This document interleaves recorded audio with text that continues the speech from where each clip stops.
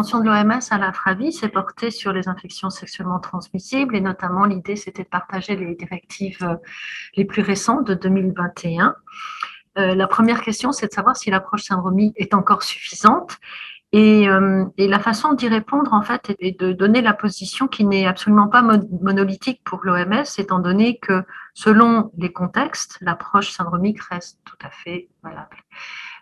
Cependant, l'OMS recommande vivement, dans ses nouvelles recommandations, d'utiliser des tests de diagnostic. Et notamment, on encourage la mise en place dans les structures de santé de tests de diagnostic au point de service qui vont dans les études de modélisation,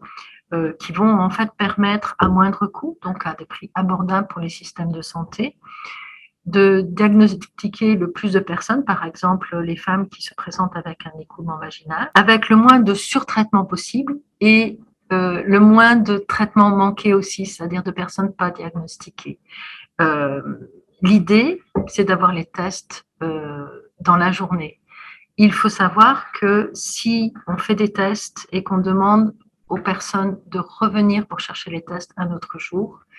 alors on a 50% de perdu de vue, donc des traitements manqués et donc des séquelles graves qui vont s'installer et qu'on souhaite éviter. Le dernier point que nous avons partagé, c'est de dire que les nouvelles directives 2021 en fait s'adressent à 5 types de syndromes. Donc j'invite vraiment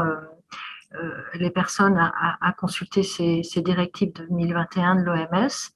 et que aussi on souhaite encourager qu'il y ait une meilleure surveillance en fait dans les pays qui s'installent sur les IST, parce qu'à ce moment-là on comprendra un petit peu mieux la charge de ces IST dans le contexte sanitaire du pays et puis donc du coup de répartir les ressources là où on en a besoin.